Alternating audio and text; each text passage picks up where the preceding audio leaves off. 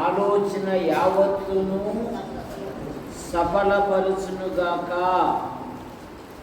ప్రార్థన చేసి, ప్రేమించిన మా తండ్రి, మీ నామాన్ని బట్టి మీకు స్తోత్రములు చెల్లిస్తున్నాం.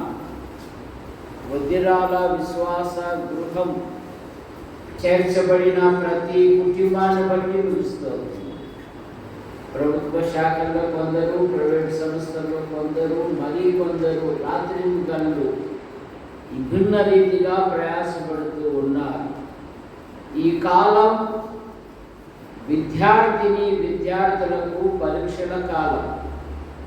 నశించిపోవు సువర్ణము అగ్ని పరీక్ష వలన శుద్ధపరచబడును కదా, దానికంటే అమూల్యమైన మీ విశ్వాసము ఈ శోధనల చేత పరీక్షకు నిలిచినదై యేసుక్రీస్తు ప్రత్యక్షమైనప్పుడు మీకు మెప్పు, మహిమ, ఘనత కలుగుటకు కారణమగును అనే మాట మేము చూస్తూ ఉన్నాం. కళాశాల మొదలుకొని నర్సరీ వరకు విభిన్న రీతిగా పరీక్షలు రాస్తున్న బిడ్డలను దీవించండి. ఎండలు అధికంగా ఉన్నాయి, పగలు ఎండదెబ్బైనను రాత్రులు వెన్నదెబ్బని తగలదు అన్నారు. ప్రతి వారు వారి వారి తరగతులలో మంచి మార్కులతో పాస్ అవునట్లుగా మీ కృపను, మరి సంఘ కార్యక్రమాలను ఈ రాత్రి ఉపవాసపుడు కనుక మీ నామమును సంకీర్తం చేయడం సహాయం చేశారు. మీ పక్షాన్ని నిలబడిన వాడు బలహీనుడు కనుక మరుగుపరచండి. నాతోనూ మాతోనూ ఎందరో శబ్దం లేదని వింటున్నారు, ఆకర్షించమని యేసు ప్రభు నామంలో ప్రార్థిస్తున్నాం తండ్రి, ఆమేన్. మొన్ననే మహిళా దినోత్సవం జరిగింది. తల్లిదండ్రులంట తమ పిల్లలను హీరోలుగా చేయగలరు, నీరోగా చేయగలరు. నీరు అంటే విష్ణువర్ధన్. రోమా చక్రవర్తి తాగిన మైకములో రోమా పట్టణంను తగలబెట్టి ఆ నిందను క్రైస్తవుల మీద మోపాడు, తాను కాల్చి. అందుకని నీరోగా చేయగలరు, ఆఖరికి జీరోగా చేయగలరంట. అమ్మ అసలే రంగు తక్కువ, వచ్చేవాడు సెలెక్షన్ చేసుకుంటాడో లేదో 11 వరకు అట్లే పండుకోమంటాడు. కానీ మోషే తల్లిదండ్రులు తమ పిల్లలను హీరోలుగా చేశారు. నీ పిల్లలను ఉన్నతమైన వ్యక్తులుగా చేయడానికి సదుపాయాలు అక్కర్లేదు. నీకున్న సదుపాయాలలో నీ పిల్లలను ఉన్నతమైన వ్యక్తులుగా చేయగలవు. ఇశ్రాయేలీలు ఐగుప్తులు ఎలా ఉన్నారు? వారి జీవన విధానం ఎలా ఉంది? వారు బానిసలుగా ఉన్నారు. వారి ప్రాణములను విసిగింపజేస్తున్నారు, తమ పనులలో కష్టపెడుతూ ఉన్నారు. కానీ అట్టి సందర్భంలో అమ్రాము, యోకోబేదు తమ పిల్లలను హీరోలుగా చేశారు. కారణం, వారు మొరపెడుతూ ఉన్నారు. వారి మొర్ర దేవుని యొద్దకు చేరనన్న మాట మనం చూస్తాం. మోషే ఇశ్రాయేలీయులకు నాయకుడుగాను, అహరోను అతి పరిశుద్ధ స్థలంలో ప్రవేశించుటకు ప్రధాన యాజకుడుగాను, మిర్యాము ప్రవక్తిగా. కనుక నీకున్న సదుపాయంలోనే నీ పిల్లలను ఉన్నతమైన వ్యక్తులుగా చేయగలవు. అందుకని క్రైస్తవ మహిళ విలాప వాక్యాలు 2వ అధ్యాయంలో, నీవు లేచి రేయి మొదటి జామున నీ పసిపిల్లల ప్రాణము కొరకు నీ చేతులు ఆయన తట్టు ఎత్తుము, నీళ్లు కుమ్మరించున్నట్లుగా ప్రభు సన్నిధిలో నీ హృదయం కుమ్మరించు. తూర్పు దిక్కు జనులలో యోబు గొప్పవాడై ఉన్నాడు. ఎన్ని ట్యాగులు ఉన్నాయి? దేవుని యందు భయభక్తులు కలిగిన వాడు, చెడుతను విసర్జించిన వాడు, నీతిమంతుడు, న్యాయవంతుడు, తూర్పు దిక్కు జనులలో అతడే గొప్పవాడై ఉన్నాడు. విష్ణు సంపదలను బట్టి సంతోషించలేదు, కానీ యోబు సంతానము కొరకు ప్రార్థన చేశాడు.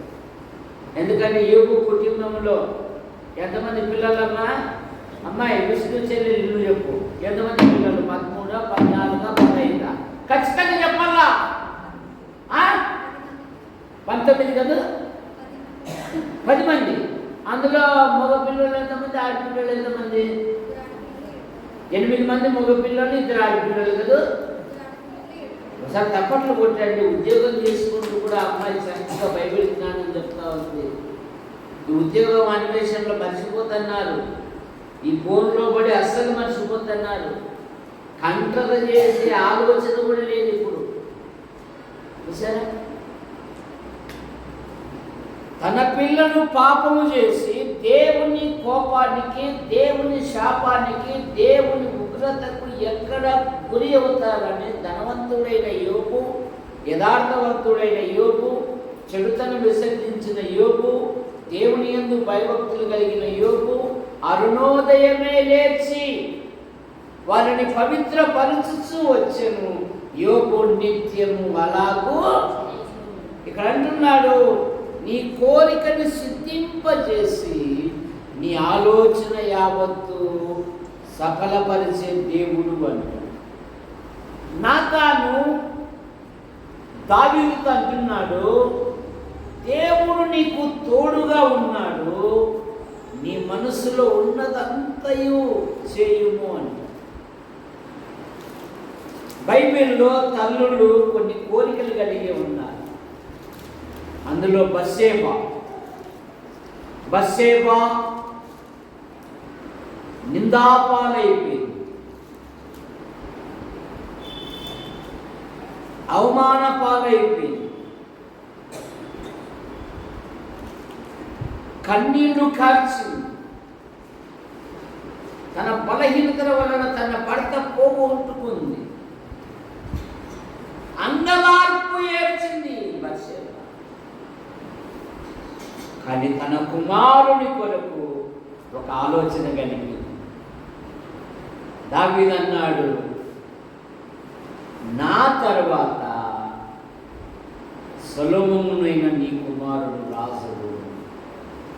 ఈలోపు అదోనియా తాను రాజు నమ్ముతునని గొప్ప విందు చేసుకున్నాడు. సొలొమోను పిలిపించలేదు. ఈ వార్త బత్షెబా విని రాజుగారి దగ్గరికి వచ్చింది. 1 రాజుల గ్రంథం 1వ అధ్యాయము. కాబట్టి బత్షెబా గదిలో ఉన్న రాజు వద్దకు వచ్చెను. రాజు బహువృద్ధుడైనందున అభిషేకు రాజును కనిపెట్టుచుండెను. 18వ వచనం. ఇప్పుడైతే అదోనియా ఏడుచున్నాడు. ఈ సంగతి నా ఏడవడం రాజునకు నీకు తెలియకయే ఉన్నది. అతని ఎడ్లను, త్రొవిన దూడలను, గొర్రెలను బలిగా అర్పించి రాజకుమారులందరినీ, యాజకుడైన అబ్యాతారును, సైన్యాధిపతి యోవాబును పిలిపించాడు గాని ఈ సేవకుడైన సొలొమోనును పిలవలేదు. నా ఏడవడైన రాజుకు నీ తరువాత సింహాసనం మీద ఎవడు ఆశీర్వాదమో అతని గురించి ఇశ్రాయేలు కనిపెట్టి ఉన్నారు. ఇదిగాక నా ఏడవడైన రాజు నీ పితరులతో కూడా నిద్రపోయిన తర్వాత నేను నా కుమారుడైన సొలొమోను అపరాధముగా ఎంచబడుదుము. 17వ వచనం కూడా.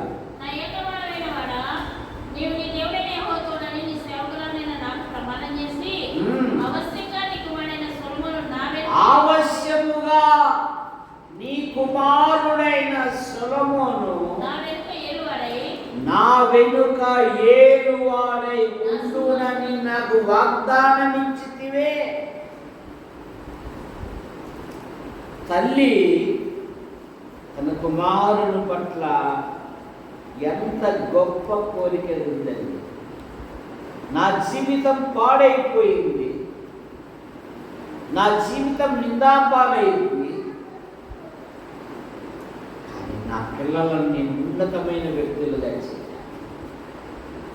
సమాజంలో నా పిల్లలను ఉన్నతమైన వ్యక్తులుగా నేను చూపించాలి.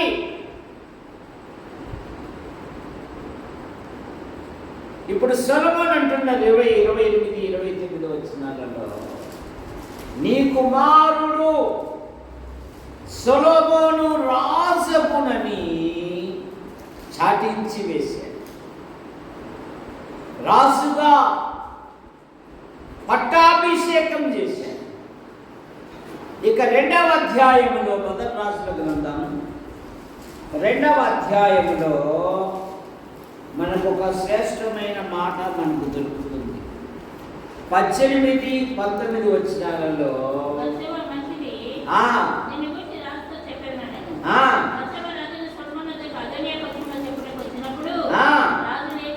రాజు లేచి ఆమెకు ఎదురుగా వచ్చి ఆమెకు నమస్కారం చేసి సింహాసనమునందు ఆసీనుడై వేయింపగా, అందరు లేచి నిలబడండి, మా అమ్మగారు వస్తున్నారు, మా అమ్మ ఈ సింహాసనం మీద కూర్చోవాలని నా కొరకు వేయింపగలు కన్నీళ్లు కాచి నా కొరకు ప్రార్థించింది, నా కొరకు ప్రయాసపడింది. ఈరోజు ఈ స్థానంలో ఈ సింహాసనం మీద కూర్చున్నానంటే నా తల్లే. ఎవరక్కడ?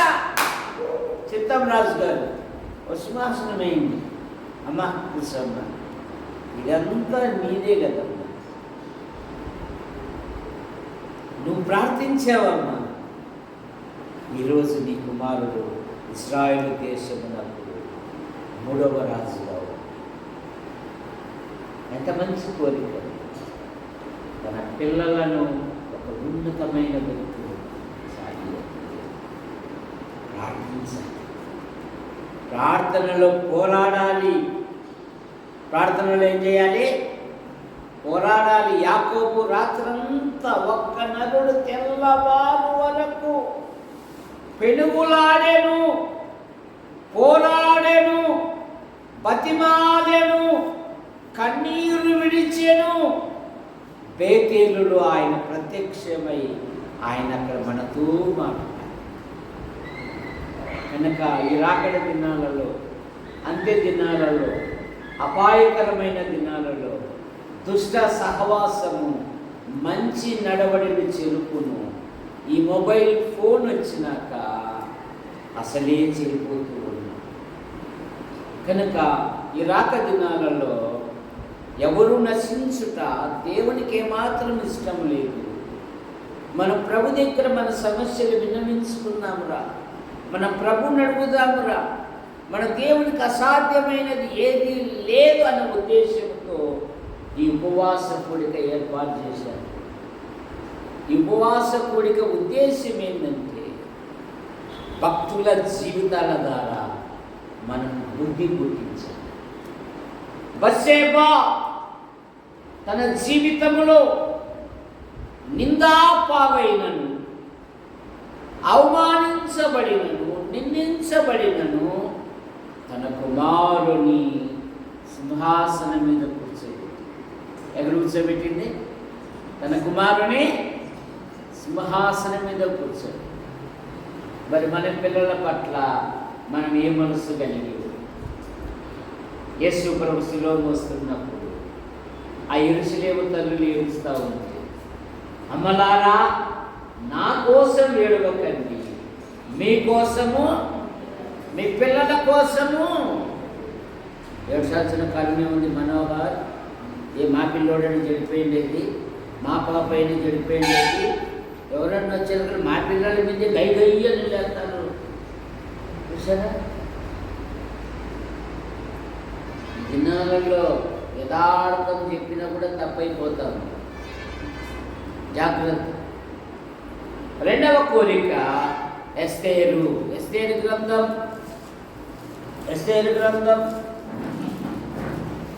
5వ అధ్యాయము 6వ వచనం.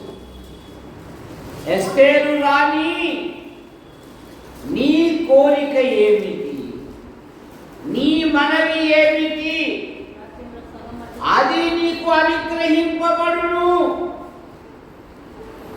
ఎస్తేరు గ్రంథము చదివితే విశ్వాసులకు కొండంత ధైర్యము మనకు దొరుకుతుంది. ఎస్తేరు గ్రంథములో దేవుడు అని కానీ, దేవాలయము అని కానీ, ధర్మశాస్త్రం అనే మాటలు ఎక్కడ దొరకవు. ఈ ఎస్తేరు గ్రంథములో దేవుడు అదృశ్యుడుగా ఉండి తన ప్రజలకు అద్భుతమైన విజయాన్ని ఇచ్చాడు. అలాగే ఆదికాండం 34వ అధ్యాయములో కూడా దేవుడు అనే మాట కనపడదు. 35వ అధ్యాయములో మొదటి వచనములో దేవుడు అనే మాటతో ప్రారంభమవుతుంది. ఆ 34వ అధ్యాయంలో ముద్దుల గారాబాల పట్టిక ఎవరు? మార్తమ్మ కాదయ్యా, ఎంత కొత్త నిబంధనేనా? 11 మంది సోదరుల మధ్య ముద్దుల గారాబాల పట్టిక దీన అల్లారు ముద్దుగా పెంచుకున్నారు. కానీ ఆ దేశపు కుమార్తెలను చూడవెళ్ళి నష్టపోయింది. ఫలితముగా ఆమె వలన ఆమె సొంత సోదరుడే హంతకులయ్యారు. ఇప్పుడు యాకోబు అంటున్నాడు, అన్యుల మధ్య నన్ను అసహ్యంగా చేసి కదరా. ఈ సమాజంలో ఏమి తిన్నానో, ఎలాగో బతికానో, ఎలాగో జీవించానో, మిమ్మల్ని ఎలాగో తినేది తెచ్చానో నలుగురికి తెలియదు కదరా. ఈరోజు అన్యుల మధ్య నన్ను అసహ్యంగా చేసింది కదా అని యాకోబు భయం దేవుడిస్తా ఉంటే 35వ అధ్యాయం మొదటి వచనంలో యాకోబు బేతేలుని కనపన్నాడే, ఆ దేవుని కనపలి మీద అన్నట్టు ఆ గ్రామంలో యువకులు హత్యలు చేయబడినను శత్రువుల మధ్య కూడా దేవుడు గొప్ప కాపుదల ఇచ్చి శత్రువు అనేవాడు ఉండలేదు. ఈ ఎస్తేరు గ్రంథంలో కూడా ఒక చిన్న సమస్య, పైవాడు కింది వానికి నమస్కారం పెట్టలేదు. పైవాడు కిందివాడు పైవానికి, అసలు వీడి ఎంత, వీడి జాతి ఎంత అని చట్టమే పుట్టించాడు. ఎక్కడెక్కడ మనశ్శాసనం వచ్చిందో. ఎస్తేరు అప్పటికి 120 సంవత్సరాల మహారాణి. కానీ ఏమంటున్నది? నేను నా పని కత్తెలను మై ఎన్ని దినాలు ఉపవాసం ఉండాలి? చదువుతున్నా బైబిల్ నువ్వు? ఇప్పుడు కాదు, ఇంటికాడ చదువుతున్నావా? చదవడం లేదు కదా. సరే, ఎన్ని దినాలు ఉండాలి? ఏం పేరు నీ పేరు? అన్న తప్పట్లు కొట్టండి అన్నకు. 3 దినాలు ఉపవాసం ఉండేస్తే నేనును నా పని. ఎక్కడ మరణ శాసనం ఉందో యూదులందరూ బూడిదలో కూర్చుండి గోనె పట్ట కట్టుకొని ప్రలాపించారు. గలతీ పత్రికలు ఏముందంటే, మనుషుడా నీవు ఏమి విత్యదవో ఆ పంటే పోషణవు అంటుంది బైబిల్. యూదుల పట్ల చెడు యోచన చేశాడు మొర్దెకై. ఆ చెడు యోచననే వాని తల మీదకి రప్పించాడు దేవుడు. ఎస్తేరు గ్రంథం 9వ అధ్యాయం 14వ వచనం.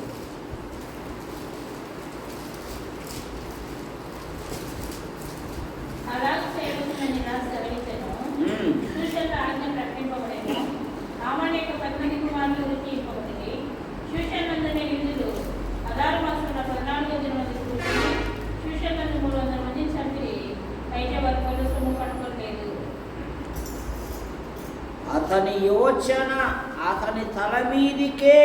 25వ వచనం, 9:25. ఎస్తేరు రాజుకి వచ్చిన తర్వాత రాజు అతని యూదులకు విరోధంగా తలపెట్టిన చెడు యోచన అతడు యూదులకు విరోధముగా తలపెట్టిన చెడు యోచన తన మీదికి వచ్చినట్లు చేసి, మనుష్యుడా ఏమి విత్తెదవో ఆ పంటే కోసి. సమస్యలు పరిష్కరించబడాలంటే ప్రార్థించాలి. యువకులు ప్రార్థనలో పోరాడాలి. ఎపఫ్రాను గురించి ఏం చదువుతాము? మీలో ఒకడును క్రీస్తు దాసుడైన ఎపఫ్రా మీ కొందనములు చెప్పుచున్నాడు. మీరు సంపూర్ణులను సంపూర్ణాత్మ నిశ్చయత కలిగిన వారై నిలకడగా ఉండవలనని ఇతడు ఎల్లప్పుడూ మీ కొరకు తన ప్రార్థనలో పోరాడుచున్నాడు.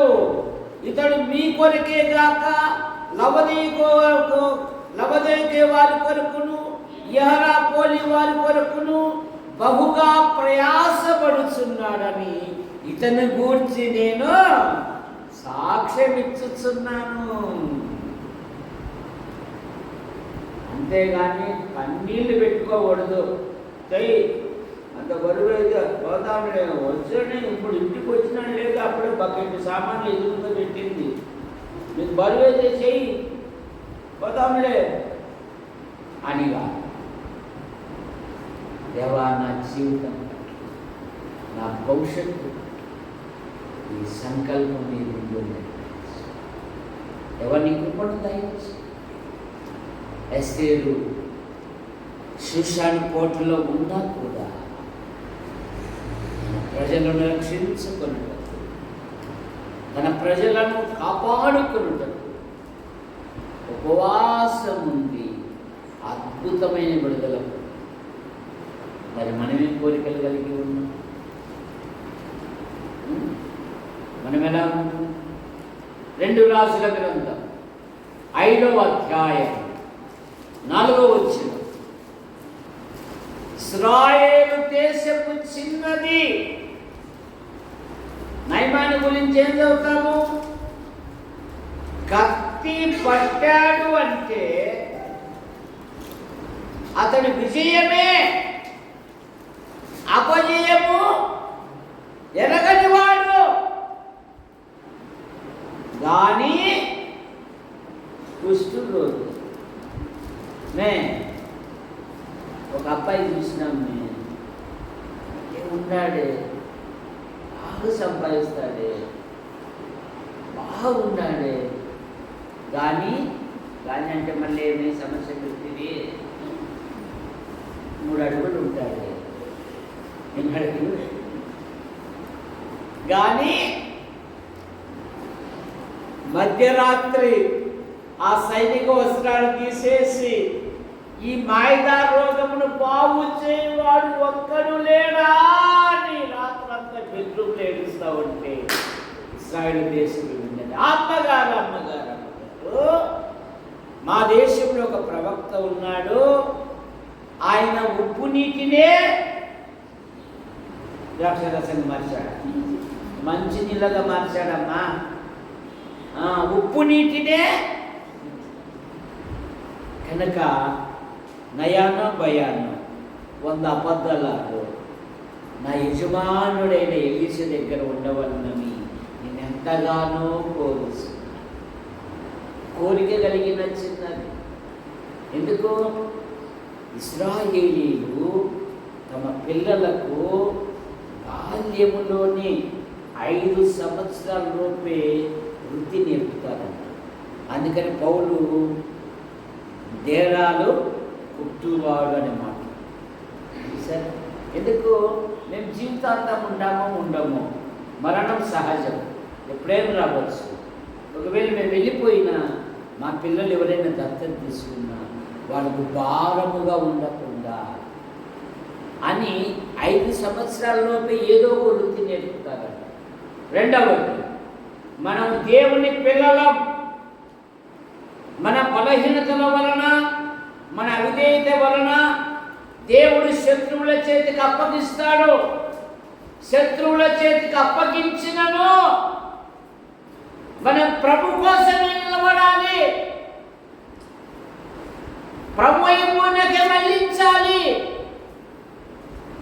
రాజీ జీవితం ఉండకూడదు. ప్రభు కొరకే జీవించాలి బిడ్డ. ఇశ్రాయేలు అనగా పోరాడువాడు, పోరాడున్నది పంపించేసి అద్భుతముగా స్వస్థ చిత్తుడై వచ్చేసాడు. ఎందుకు? ఈ చిన్నది విశ్వాసము గల చిన్నది. అంతకు మునుపు కుష్టు రోగాన్ని దేవుడు ఎవరిని బాగు చేశాడు? జయరాజు ఎవరిని బాగు చేశాడు దేవుడు? పాత నిబంధనలు నయమాని కంటే ముందు ఏమే కారణం చదివినా కానీ కుష్ఠరోగం కుష్ఠపోకడే చెప్పారు. కానీ యాడుంది అంకుల్ అంటున్నాను. నన్ను పట్టుకొని అంకుల్ అంటున్నాను. నన్ను పట్టుకొని అంకుల్ అంటున్నాను. మిరియామును బాగు చేశాడు. మిరియాము కుష్ఠం వస్తే మోసే ఎంత సాత్వికులో తెలుసా? ప్రభువా, ఏంది ప్రభువా మా అక్కకు అట్లా జబ్బు ఇచ్చావు? మా అక్క ఎంత తెలియవంతురాలో ప్రభువా.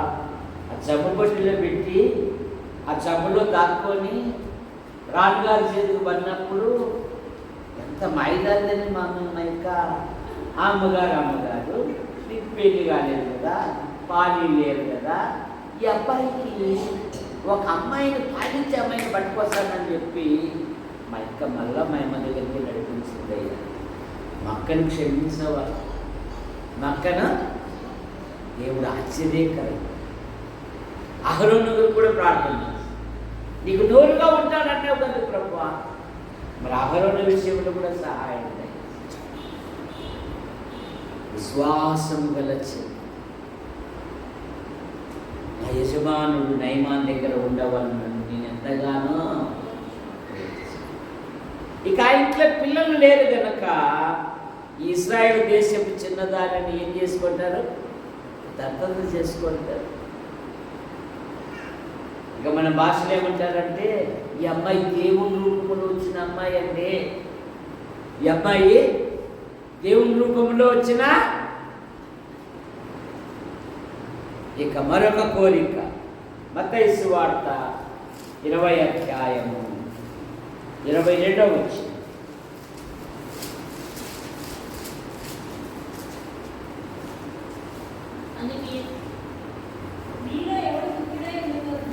ఇరవై 22 అదేనా? 21 కానీ జబదయి కుమారుల తల్లి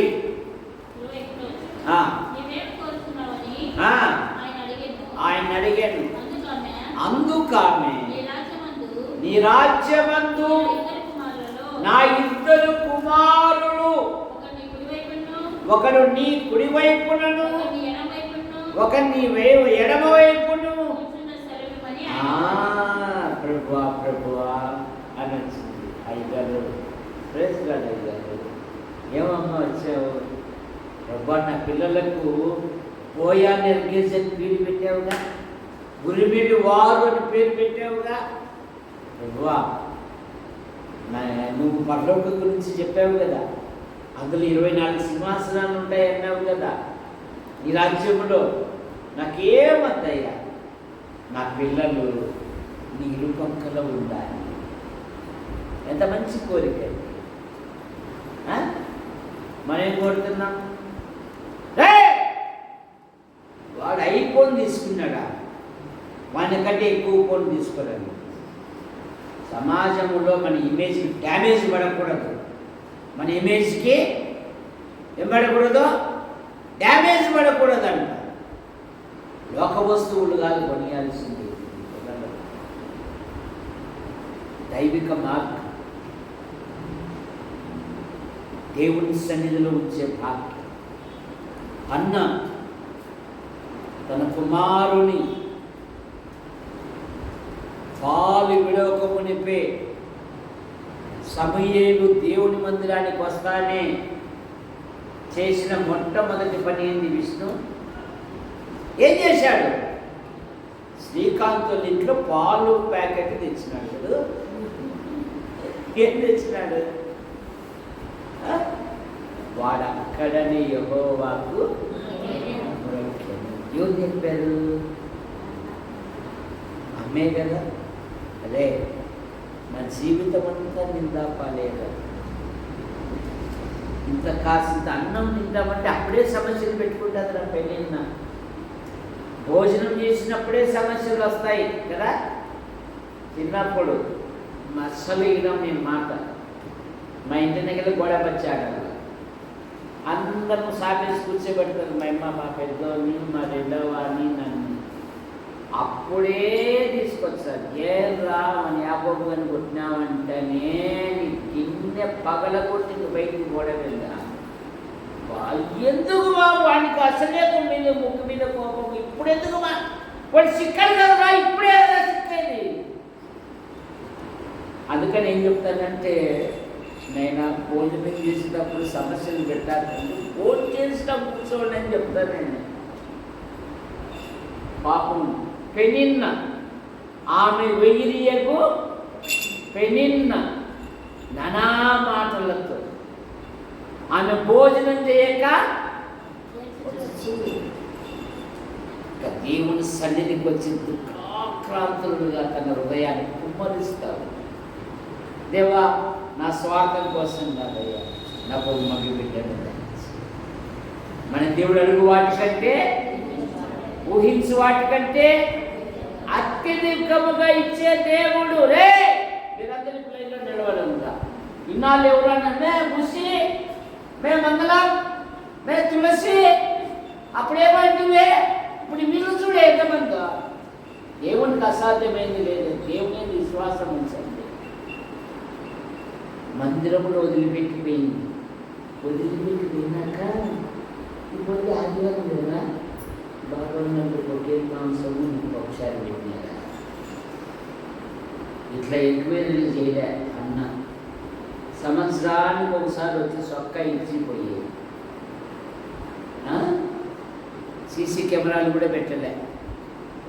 నువ్వు వాడే ఉంటున్నావు కదా, వదిలేలో సేవ చేస్తున్నావు కదా, బాత్రూంలో పెడతావు, శుభ్రం వేస్తావు, సాకలు వేస్తావు, తీసుకుంటారే. నీకేమన్నా 2 పులుసులు చేస్తారా, ఒక పులుసు వేస్తారా, 2 ముక్కలు వేస్తారా? ఇట్లా బాధ ఆలోచనలు ఉంటే ఎప్పుడు వాడు తిరుగుతాను.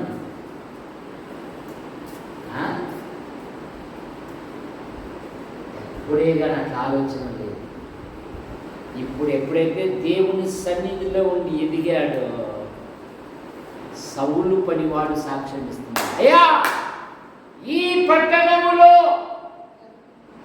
దైవజనుడు ఒకడున్నాడు. అతడు చెప్పు మాటలలో ఏదియో అతడు బహుగణుడు. దేవుని సన్నిధి నిన్ను వృద్ధి చేస్తుంది. దేవుని సన్నిధి నిన్ను ఉన్నతమైన స్థాయికి తీసుకొని వస్తుంది. తిమోతి బాధ్యత కలిగిన 2 సహోదరుల పెద్దల వలన మంచి పేరు పొందినవాడు. మంచి పేరు. మన పిల్లలను దేవుని సన్నిధి నడిపించాలి, దేవుని సన్నిధిలో కూర్చోబెట్టాలి. ఇప్పుడు కంఠస్థం చేసేంత ఓపిక కూడా లేదు విశ్వాసులకు. చిన్నప్పుడైతే యెహోవా నా కాపరి, నాకు లేమి కలగదు అనేవారు. ఇప్పుడు అంటున్నారా, గట్టి గది చాలా సంవత్సరాలు లెక్క, అందుకని నేను నడచడం లెక్క. నష్టపోతారు. మేము ఎంత ముద్దులో అంటే మా దేవదాస్ సారు వంకలేకి తీసుకుపోయి చిన్న గుళకరాలు తేవాళ్ళం. ఆ గుళకరాలన్నీ పరుస్తాడు. దాని మీద మోకాలు పెట్టి ముందర ఇసుక పరిచి రాయిరా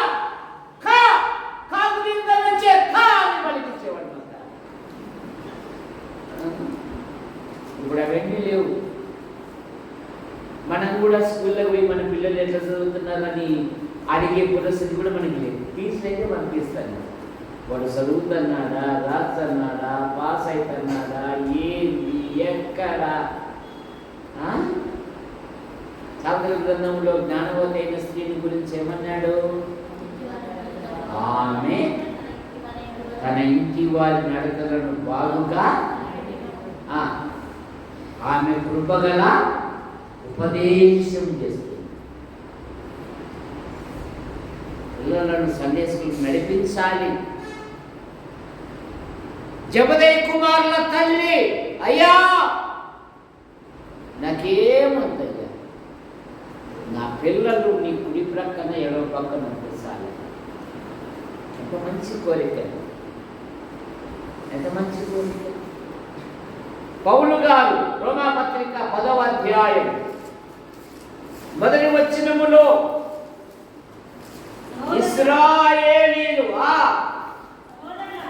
సహోదరులారా, ఇశ్రాయేలీలు రక్షణ పొందవలనని నా హృదయాభిలాష.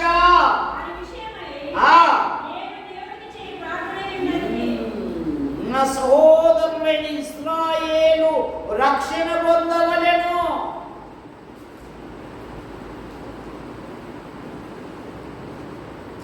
ఏం శ్రీపాద మామ పెళ్ళి కానప్పుడు బాగా చక్కగా బైబిల్ తీసుకొని ప్రార్థన చేస్తారు.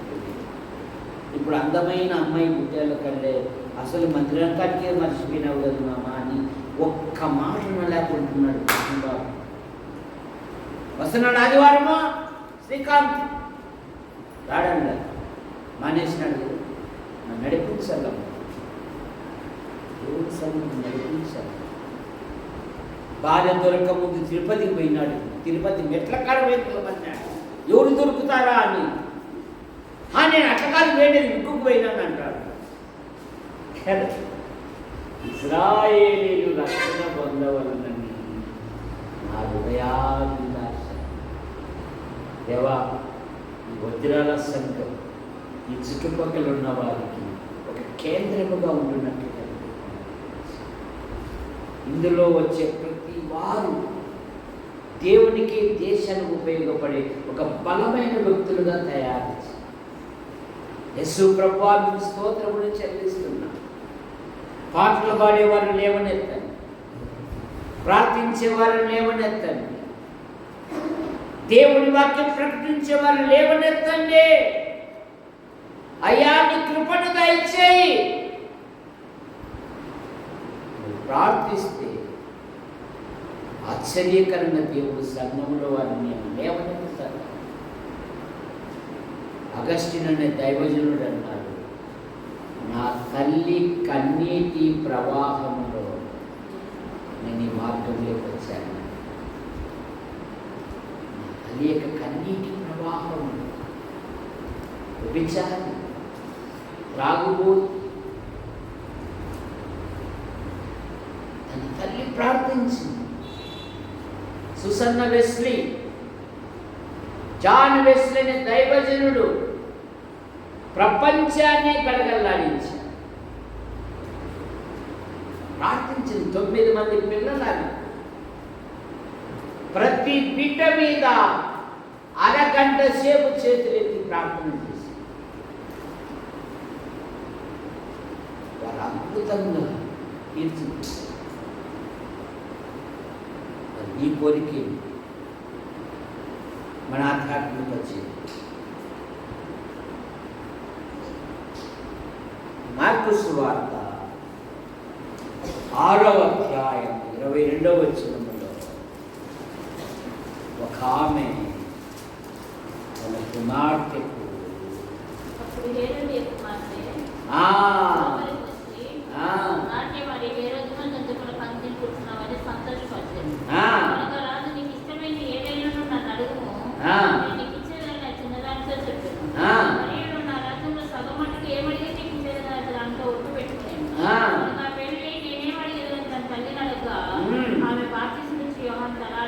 అవసరమైన చిన్నదానికి ఎందుకు తల్లి అక్రమమైన మార్గంలో అడ్డు తొలగించుకోండి అంటే చక్రవర్తి భయపడుతున్నాడు. యోహాను నీతిమంతుడును దేవుని సేవకుడు అని రాజును లజ్జింపజేసి రాజు సంతోషముతో ఉన్నప్పుడు యోహాను తలకాయ కావాలి. ఏం నేర్పుతాను? యెజబెలు తన పిల్లలు దుర్మార్గులుగా ఉండాలని కోరిక. అందుకని ఏమి నేర్పింది? తన పిల్లలు దుర్మార్గత అనుసరించినట్లుగా దుర్మార్గత నేర్పింది. అతన్ని తన పిల్లలు దుర్మార్గం నేర్పింది. తన పిల్లలు దుర్మార్గులుగా ఉండాలని కోరిక. ఒక్క దినమనే చనిపోయారు. కానీ 145 కీర్తన 19వ వచనంలో 145 కీర్తన 19వ వచనంలో యెహోవా తన భక్తుల కోరికను నెరవేర్చువాడు అని ఒక గొప్ప వాగ్దానం ఉంది మనకు. ఒక గొప్ప ధైర్యం ఉంది మనకు. ఆయన తన భక్తుల కోరిక నెరవేర్చు దేవుడు. ప్రార్థన